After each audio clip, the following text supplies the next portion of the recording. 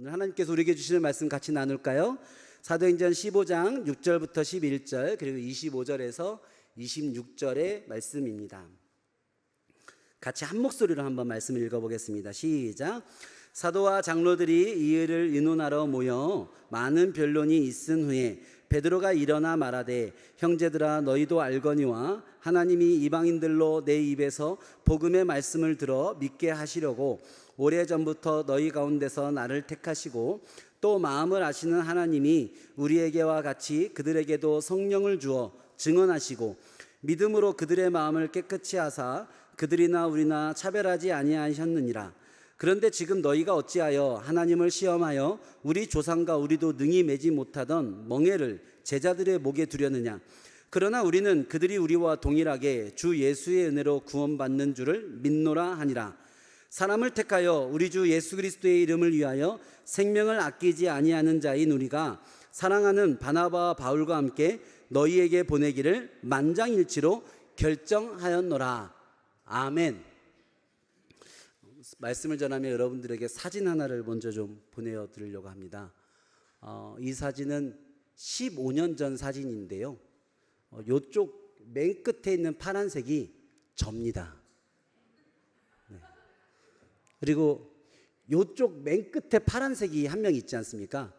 저희 교회에서 청소년부 교사를 하고 계시는 김찬영 선생님입니다. 저는 32살, 김찬현 선생님은 갓 20살이 된 그해 1월에 필리핀 단기 선교를 가서 찍었던 사진입니다. 어때? 그때는 좀 괜찮아 보이나요? 네.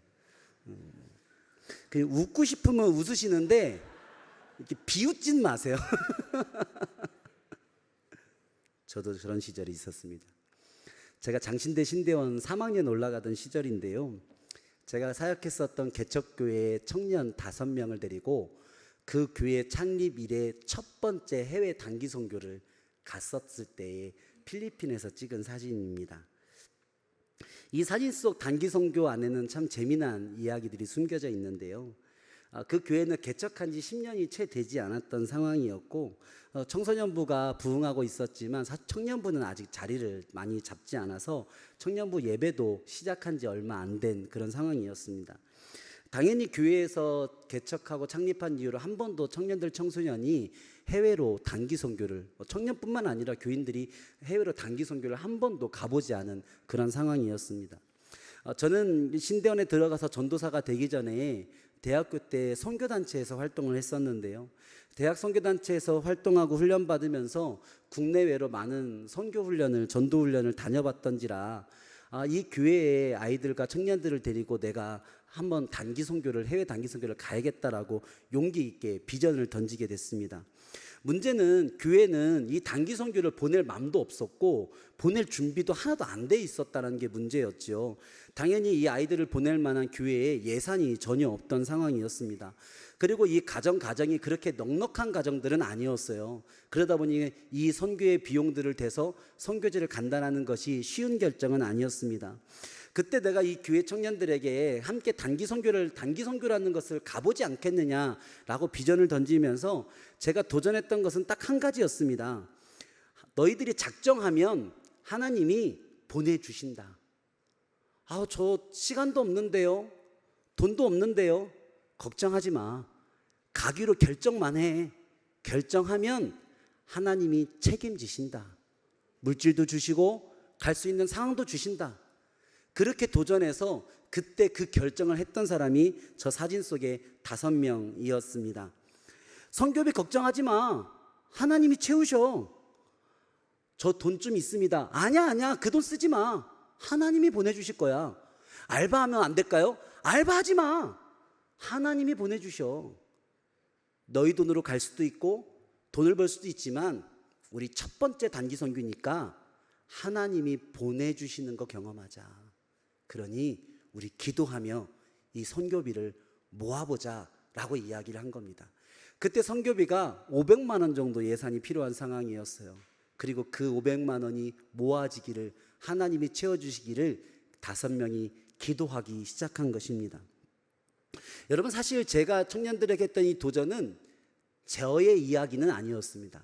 더 정확하게는 제가 대학 선교단체에서 활동하면서 제가 첫 번째 해외 단기 선교를 갔었을 때 그 선교단체에 저를 가르쳐줬던 믿음의 선배님들이 저에게 해주셨던 말씀들이었습니다. 해외 단기 선교를 갔는데 저보고 막 가라는 거예요. 나는 시간도 없고 저는 돈도 없습니다. 그랬더니 아니라는 거예요. 작정하고 결정하면 하나님이 다 주시니까 그냥 결정만 하라는 거예요. 그래서 그 말에 깔빡 이렇게 속아가지고 제가 선교팀에 이렇게 이름을 써서 신청을 해놓은 겁니다. 그리고 나서 이제 선교팀에 신청을 했으니 그 당시에도 필리핀이었는데 필리핀 단기 선교에 제 기억으로는 한 80만 원 정도 개인 선교비가 필요했던 것 같아요. 그거 작정하고 기도하자. 그리고 기도 카드 같이 후원자들 모으면서 하나님이 채워주시는 거 경험하자. 그렇게 권면을 하는 겁니다. 부모님에게 이제 제대하고 나서 첫 일정으로 저 필리핀에 선교 다녀오겠습니다 라고 이야기했더니 부모님이 무슨 말부터 하겠습니까? 너 무슨 돈이 있다고 거기 선교 가냐? 아유, 부모님 걱정하지 마세요. 부모님 손 안 벌립니다. 아유, 하나님이 다 채워주십니다. 걱정하지 마십시오. 그렇게 호언장담하고 허락을 맡아서 선교 준비를 하는 거죠. 여러분, 그런데 선교비가 잘 채워졌을까요? 안 채워졌을까요? 채워지지 않는 거예요. 80만 원 정도를 내야 되는데, 항공비도 내야 되는데 저는 돈이 없어서 낼 수가 없는 거예요. 선교사님들에게 어떻게 해야 됩니까? 저는 하나도 돈이 채워지지 않습니다. 저를 보내주는 사람이 없습니다라고 얘기하니까 선교사님이 괜찮다고 계속 기도하자고, 그리고 마지막에 공항에 와서 줘도 된다고 그러시는 거예요. 지금 생각해보면 이해는 안 되지만 그냥 그렇다고 하니까 그런 줄 믿었어요. 그러고 나서 월요일 날이 이제 출발일인데, 월요일 날 출발일을 앞둔 토요일까지도 저한테 선교비가 거의 모아지지 않은 거예요. 제 기억으로는 한 20여만 원 정도가 저에게 있었던 것 같아요. 어떻게 하나 이제 이틀 뒤면 출발하는데 아무것도 되어지지 않는 것 같습니다. 그러고 나서 그날 토요일 밤 잠이 오지 않는 그 근심의 마음을 보내고 다음날 주일 예배에 교회를 갔는데, 그 당시 제가 다녔던 고향교회가 지금 떠올려 보면 지금 한소망 이름교회 정도, 그보다 조금 더 작지 않았나 라는 그 정도 규모였어요. 크지 않은 교회였습니다. 근데 예배를 끝났는데 많은 분들이 저를 찾아오셔서 찬이라, 내일 선교 간다며? 내일 필리핀 간다며? 그러면서 잘 다녀와 하고 저희 손에 선교비를 하나씩 주시는 거예요. 그래서 집에 와서 그 선교비를 모아보니까 무려 80만 원이 넘는 돈이 되는 겁니다.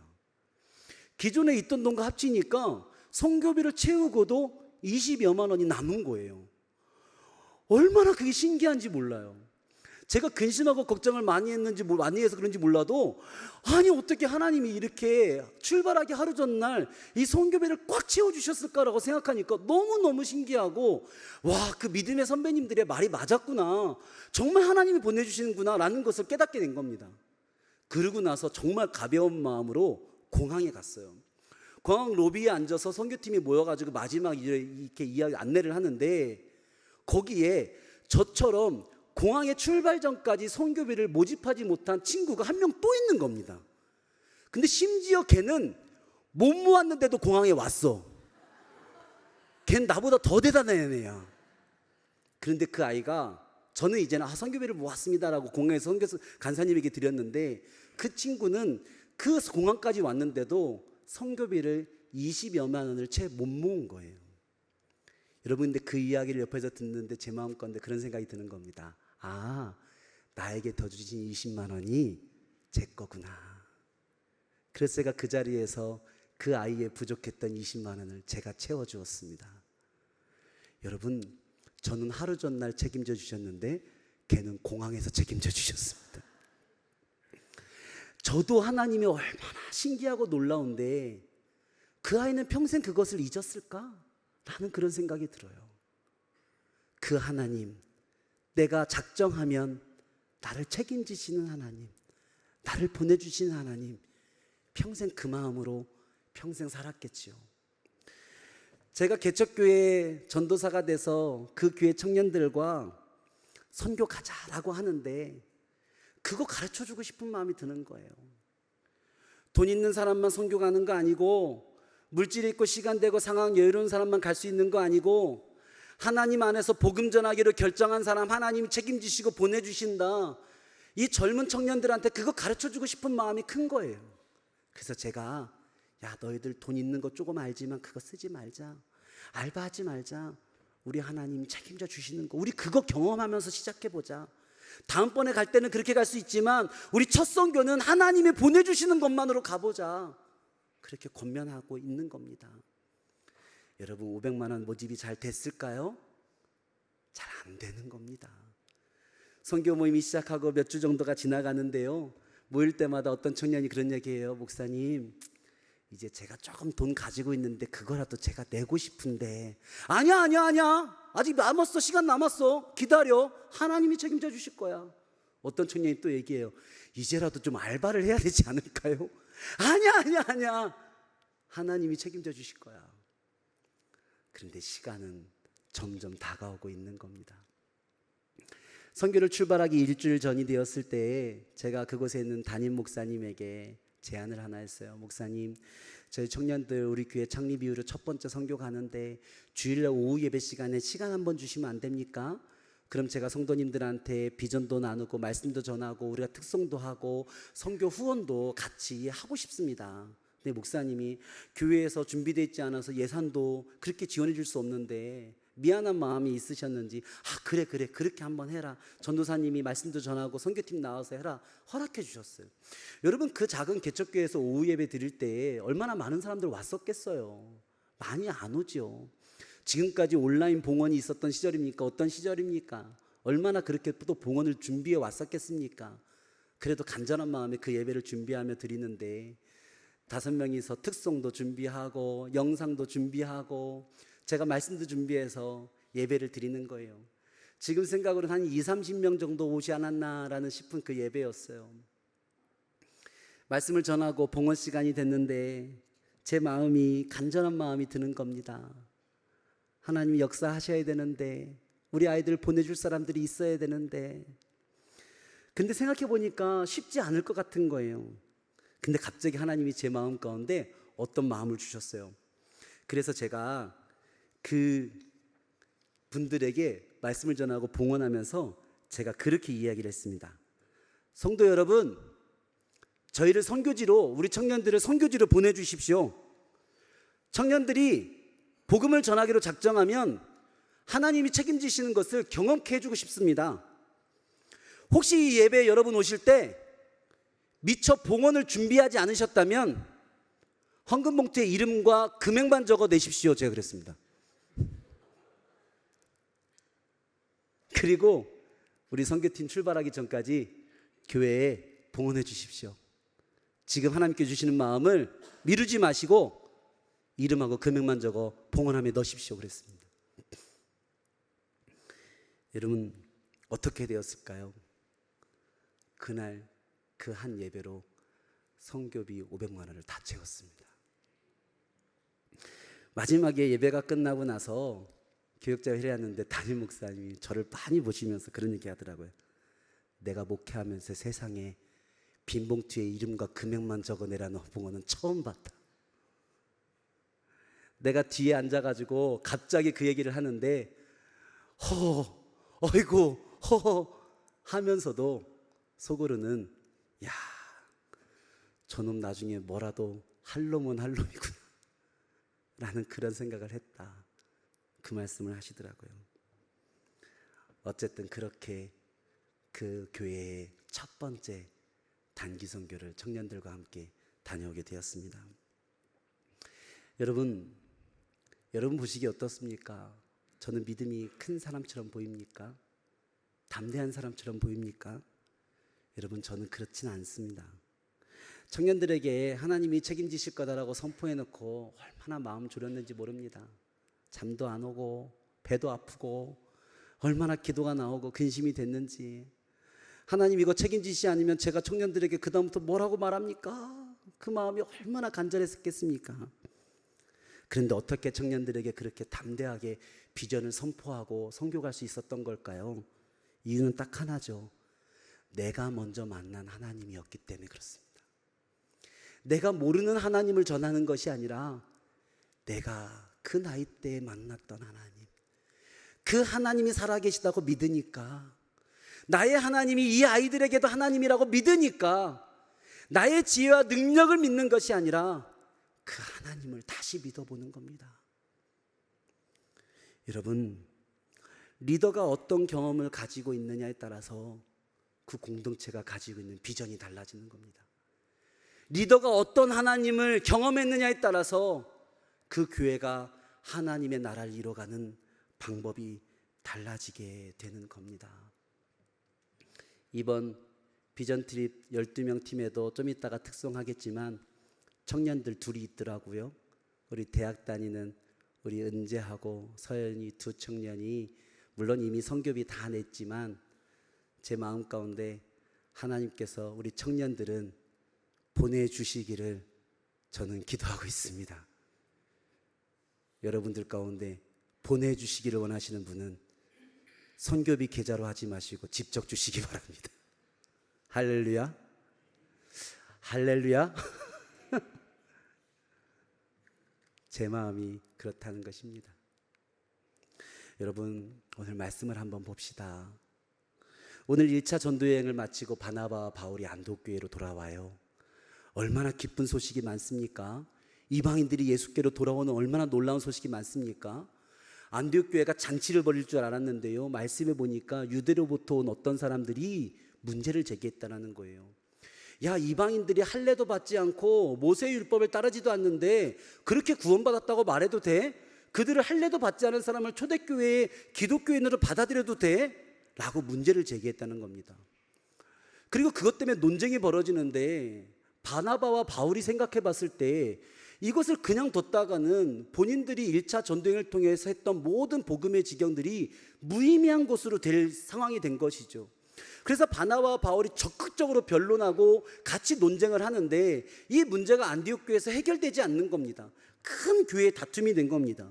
그래서 안디옥 교회에서 안 되겠다, 그러면 이 문제를 할례를 받지 않은 이방인들의 구원 문제와 모세의 율법을 따르지 않는 이 문제를 예루살렘 교회에 보내서 예루살렘 교회의 교회 리더들에게 결정을 받도록 해야 되겠다라고 얘기고 바나바와 바울을 예루살렘 교회로 보냅니다. 예루살렘 교회에 가서 바나바와 바울이 예루살렘 교회의 모든 사람들에게 동일하게 그 자기의 1차 전도행에서 벌어졌었던 이방 선교의 이야기들을 펼쳐내게 되죠. 사도행전 15장 4절 말씀입니다. 예루살렘에 이르러 교회와 사도와 장로들에게 영접을 받고 하나님이 자기들과 함께 계셔 행하신 모든 일을 말하매, 바나바와 바울의 이야기를 들은 예루살렘 교회 리더들이 어떠한 반응을 했을까요? 사도행전 15장 5절 말씀입니다. 바리새파 중에 어떤 믿는 사람들이 일어나 말하되 이방인에게 할례를 행하고 모세의 율법을 지키라 명하는 것이 마땅하다 하니라. 안디옥 교회에서 있었던 논쟁과 똑같은 논쟁이 예루살렘 교회에서도 일어나게 되는 겁니다. 아닌데, 할례 받아야 되는데, 모세의 율법을 잘 따르는지 그거 확인해야 되는데 라고 이야기를 하는 거예요.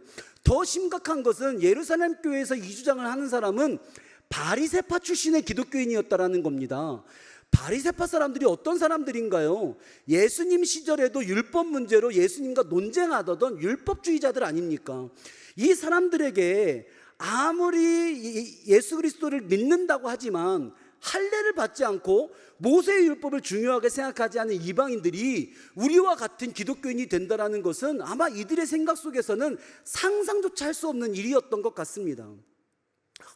받아들이기가 매우 어려운 일이었다는 거죠. 결국 사도와 장로들이 이 문제를 공론화해서 예루살렘 교회 안에서 큰 회의가 벌어지게 됩니다. 심각하게 논의가 되어지기 시작하죠. 그리고 역시나 결론은 쉽지 않습니다. 그렇게 많은 변론이 이어지고 있는데 그 가운데 갑자기 한 사도가 벌떡 일어나 이야기를 하기 시작합니다. 그 사도의 이름이 베드로 사도였습니다. 베드로 사도의 이야기, 변론, 우리가 같이 한 목소리 한번 읽어볼까요? 사도행전 15장 8절 말씀입니다. 시작.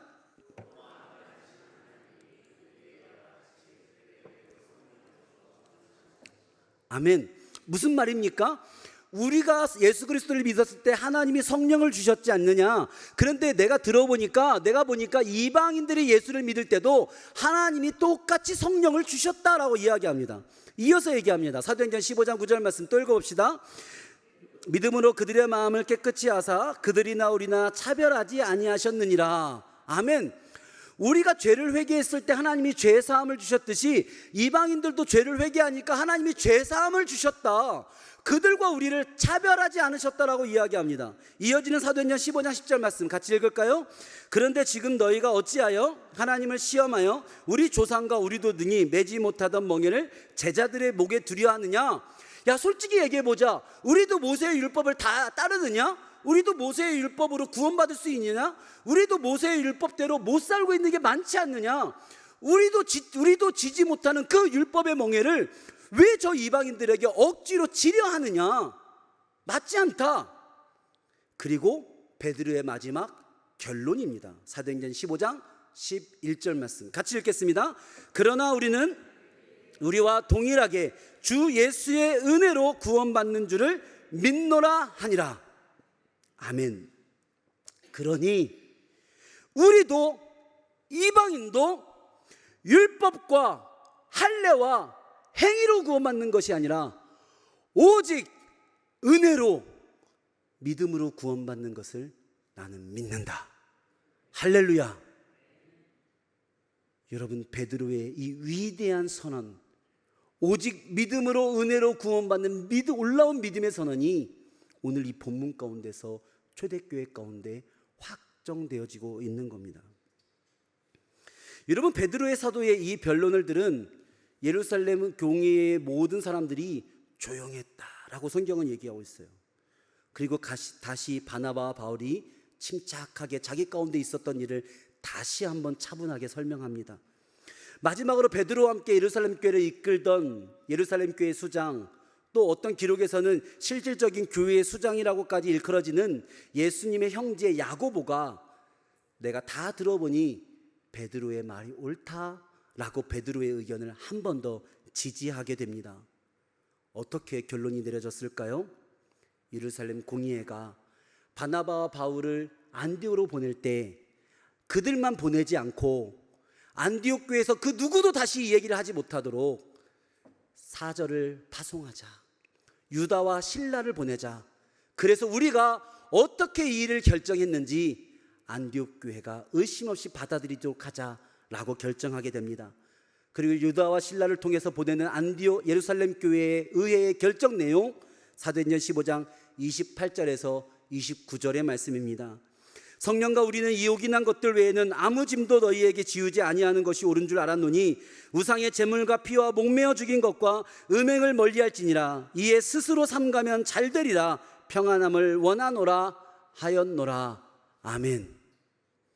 우리는, 예루살렘 교회는 예수를 믿기로 작정한 이방인들에게 그 어떠한 율법의 짐도 지우지 않기로 했다. 할례 받지 않아도 괜찮다. 다만 사회적으로 무리를 일으킬 수 있는 우상에게 제물을 드리는 것, 피, 목매어 죽인 것, 음행, 그런 죄악들은 그래도 피하는 것이 좋겠다. 너희가 예수 안에서 평안하기를 바란다. 이 위대한 결정을 유다와 실라를 통해 안디옥 교회에 보내고 있는 겁니다. 이 할례로 구원받지 않고 율법으로 구원받지 않고 오직 은혜로 믿음으로 구원받는다는 예루살렘 공의회의 이 결정은 기독교 2000년 역사 가운데 가장 위대한 결정입니다. 만약 교인이 되기 위해서 할례를 받아야만 한다, 유대인들의 율법을 따라야만 한다고 만약에 결정을 했다면 아마 지금 기독교는 그 지역에서 믿는 유대교의 아류 종교로 남았을지도 모릅니다. 지금과 같은 전 세계가 믿는 세계적인 종교가 되지 못했을 수도 있는 것이요. 그리고 이 위대한 결정을 하는 데 있어서 가장 큰 역할을 한 사람은 그 누구보다 베드로 사도였음이 명확합니다. 베드로는 이 결정을 이끈 위대한 변론을 이야기하기에 앞서 이렇게 자기를 소개하며 이야기를 시작합니다. 사도행전 15장 7절 말씀인데 같이 한번 읽어볼까요? 시작.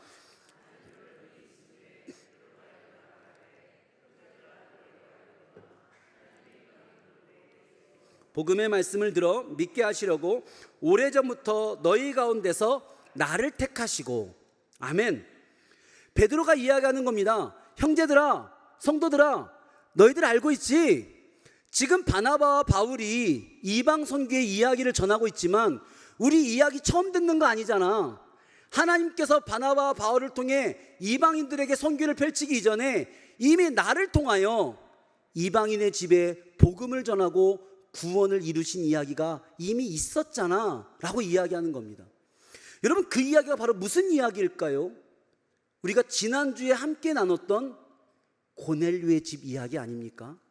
하나님께서 베드로에게 환상을 보내주시고 베드로가 그 이방 고넬료의 집에 가서 세례를 주었던 바로 그 사건이었습니다. 여러분, 베드로는 바울과 바나바의 1차 전도여행 이미 전에 이방 선교를 경험했던 사람이었습니다.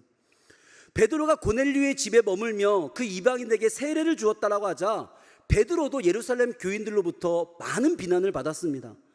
이 이방인 선교로 인하여 비난을 받고 신학적인 변론을 거친 사람은 기독교 역사에서 바울과 바나바가 처음이 아니라 베드로가 더 먼저였다라는 사실입니다.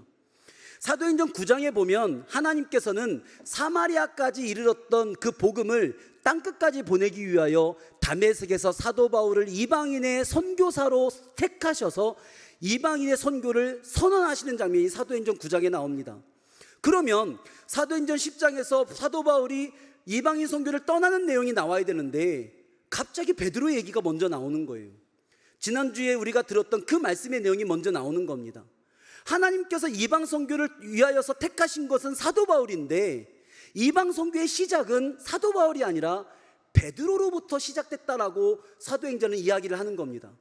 그리고 나서 베드로의 이야기가 끝나고 나서 사도행전 12장에 야고보 사도의 순교가 나오고 교회가 흩어지면서 사도행전 13장에 가서야 바울과 바나바의 첫 번째 전도여행이 시작되게 되는 거죠. 여러분, 마치 성경은 바울이 이방인 선교를 시작하기 전에 베드로가 먼저 이방 선교를 경험해야 될 필요성이 있었다는 듯이 이야기를 끌고 가고 있는 겁니다. 이방 선교는 사도 바울에게 주신 사명이지만 그 사명을 이루어내기 위해서는 베드로가 먼저 그 일을 경험해야 된다라고 성경은 마치 주장하고 있는 것만 같다라는 거죠. 왜 베드로였을까요? 베드로가 그 교회의 리더였기 때문입니다. 베드로가 넘어서야 교회가 넘어설 수 있기 때문입니다. 베드로가 넘어서지 못하면 그 누구도 넘어설 수 없기 때문에 그렇습니다. 여러분, 앞서 이야기했었던 제 간증의 이야기를 한번 생각해 보십시오. 제가 먼저 넘어서 있었기 때문에 청년들에게도 넘어서자 도전할 수 있었던 것 아니었겠습니까? 여러분, 교회는 결코 리더보다 더 커질 수 없습니다. 여러분, 놀라지 마십시오. 이상하게 여기지 마십시오. 여러분들이 아무리 뛰어나도 교회는 여러분의 뛰어난 만큼 성장하는 것이 아니라 목사가 가진 그릇만큼밖에 성장하지 못하는 것이 교회입니다. 여러분, 목원 여러분, 놀라지 마십시오. 이상하게 생각하지 마십시오. 목원들이 아무리 뛰어나도 목장은 목자의 그릇만큼밖에 성장하지 못하는 겁니다. 그것이 목사와 목자가 가진 무게인 것입니다. 제가 전에 교회에서 한소만교에서 부목사로 사역했을 때에 사역 중에 이렇게 목회학 박사학위를 받고 학위를 딴 일이 있었어요. 그때 학위를 땄을 때 저와 함께 공부했던 분들이 몇몇 그 시즌에 학위를 좀 따신 분이 있어서 제 목회 스승이셨던 류영모 목사님이 이렇게 모아다가 밥 한 끼를 사주며 축하해 주시고 공부하느라 목회하면서 공부까지 하느라 고생 많았다 이렇게 축하해 주시는 시간을 주셨어요. 근데 그때 이렇게 식사를 하면서 목사님이 그렇게 얘기해 주셨던 게 아직도 기억에 남습니다. 이렇게 이야기를 하셨어요. 목사님들, 목사는 항상 교회보다 더 커야 합니다. 목사가 교회보다 더 커야 그래야 교회가 그 안에 다 담깁니다. 그래야 성도들이 그 안에 다 담깁니다. 그러니 교회보다 작은 목사 되지 마십시오. 성도들보다 작은 목사 되지 마십시오. 열심히 더 공부하십시오. 열심히 더 노력하십시오. 그래야 교회가 목사님들 안에 다 담깁니다. 여러분, 베드로가 커져야 바울이 그 안에 담길 수 있는 겁니다. 베드로가 커져야 그 교회가 그 안에 담길 수 있는 거예요. 그래서 하나님이 바울과 바나바 보내시기 전에 베드로를 먼저 보내시는 겁니다. 네가 알아야지. 네가 그게 무엇인지 알아야지. 베드로를 먼저 키우시는 겁니다. 사랑하는 성도 여러분, 오늘 이 말씀을 듣는 교회 온 지 얼마 안 된 새가족 여러분, 너무 걱정하지 마십시오. 저희 교회 목사님들 그렇게 작지 않습니다. 충분히 담아낼 수 있습니다. 저희 생각보다 넓습니다. 그리고 앞으로 더 넓어질 겁니다. 더 커질 겁니다. 기도해 주시고 응원해 주십시오. 교회의 리더들이요, 넓어져야 됩니다. 더 커져야 됩니다. 좁아지면 안 됩니다. 생각을 넓히고 마음을 넓혀야 됩니다. 그래야 성도들이 다 그 안에 들어와 있을 수 있는 겁니다. 오늘 말씀은 예루살렘 교회가 이 위대한 결정을 하는 데 있어서 만장일치로 결정했다는 것을 특별히 기록하고 있습니다. 사도행전 15장 25절 26절 말씀 같이 한번 읽어봅시다. 시작. 사람을 택하여 우리 주 예수 그리스도의 이름을 위하여 생명을 아끼지 아니하는 자인 우리가 사랑하는 바나바와 바울과 함께 너희에게 보내기를 만장일치로 결정하였노라. 아멘. 여러분, 많은 변론이 있었습니다. 다른 생각을 가진 사람들이 예루살렘 교회도 많이 있었습니다. 그런데 예루살렘 교회는 그 모든 생각과 다름을 담아낼 수 있을 정도로 큰 교회였다라는 겁니다. 다른 생각을 가진 사람들이 이 변론을 통해서 다 나누어진 것이 아니라 서로의 다름을 알면서도 하나님의 나라를 위해서 만장일치로 하나 될 수 있는 실력을 가진 교회였다라고 이야기하고 있는 겁니다. 큰 교회는 모든 것을 담아낼 수 있는 교회가 큰 교회입니다. 하나 되는 법을 아는 교회가 큰 교회입니다. 함께하는 법을 아는 교회가 큰 교회입니다. 작은 그릇은 그릇이 작으니 담아낼 수 없는 사람들이 늘 생기기 마련입니다. 여러분, 기억해 주십시오. 자꾸 나누어지고 대적이 생기고 분열이 생긴다면 그건 어쩌면 그의 문제가 아니라 담아내지 못하는 나의 자금의 문제일 수도 있습니다. 저는 한수막 이름교회에 다음 세대들이 큰 리더들이 되었으면 좋겠습니다. 할렐루야. 우리 교회의 다음 세대들이 우리 교회의 리더가 되었을 때는 우리보다 더 큰 리더들이 되어지기를 꿈꾸고 있습니다. 여러분, 그렇게 되기 위해서 저는 우리 교회 다음 세대들이 더 많은 것을 경험했으면 좋겠습니다. 더 많은 것을 보았으면 좋겠습니다. 더 많은 것을 듣고 더 많은 것을 느꼈으면 좋겠습니다. 우리 청년들이 그랬으면 좋겠습니다. 우리의 청소년들이, 자녀들이 그랬으면 좋겠습니다. 우리의 다음 세대 중에 큰 사업가도 나왔으면 좋겠습니다. 믿음 좋은 큰 교육가도 나왔으면 좋겠습니다. 큰 정치가도 나왔으면 좋겠습니다. 이것에 아멘할 수 있는지 모르겠습니다. 목사도 나왔으면 좋겠습니다.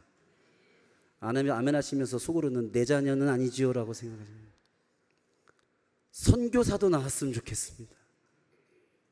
여러분, 우리 자녀들이 그렇게 되어주길 소망합니다. 그래서 선교에 우리 청년들이 가는 것이 참 귀합니다. 미라클 썸머 우리 아이들이 말씀을 배우고자 성령 받고자 수련회를 가고 성경학교를 하는 것이 참 기대가 됩니다. 하나님이 우리 자녀들을 큰 리더로 준비시킬 것이다. 이 한국교회를 다 품을 만큼 큰 리더가 되게 하실 것이다. 하나님의 나라를 이끌어갈 리더로 먼저 경험시키실 것이다. 여러분, 이번 태국 단기 선교팀을 통하여 우리 교회는 또 성장할 것입니다. 이번 미라클 선물을 통하여 우리 자녀들은 또 성장할 것입니다. 여러분, 우리 이 선교팀을 태국에 보내기로 결정하십시다. 여러분, 우리의 자녀들을 여름 성경학교에 보내기로, 우리의 청소년들과 청년들을 그 수련회로 보내기로 우리 한마음 한뜻으로 결정하십시다. 한 명도 마음 나뉘어지지 말고, 한 명도 다른 생각 품지 말고, 한 명도 구경꾼 되지 말고, 우리 이 모든 일을 만장일치로 보내기로 결정해 보십시다. 하나님께서 우리를 통해 하나님의 일을 이루실 줄로 믿습니다. 기도하겠습니다. 하나님,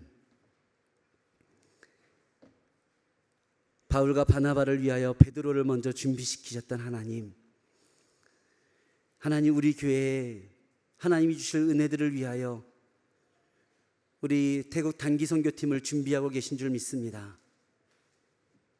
이들이 더 많이 보고 온 것이 우리도 함께 보는 것이 될 줄로 믿습니다. 이들이 듣고 느낀 것이 우리의 사명과 비전도 되어질 줄 믿습니다. 우리의 다음 세대를 여름 성경학교로 수련회로 보냅니다. 하나님, 그들이, 우리의 다음 세대들이 더 큰 경험과 더 큰 마음으로 하나님의 나라를 위하여, 이 마지막 때를 위하여 준비되어지는 리더들이 되어지길 원합니다. 이 모든 일에 하나님, 온 교회가 한 마음이 되어 한 뜻이 되어 함께하고 돕고 섬기는 이 기적의 여름이 되게 하여 주시옵소서. 감사드리며 예수님의 이름으로 기도합니다. 아멘.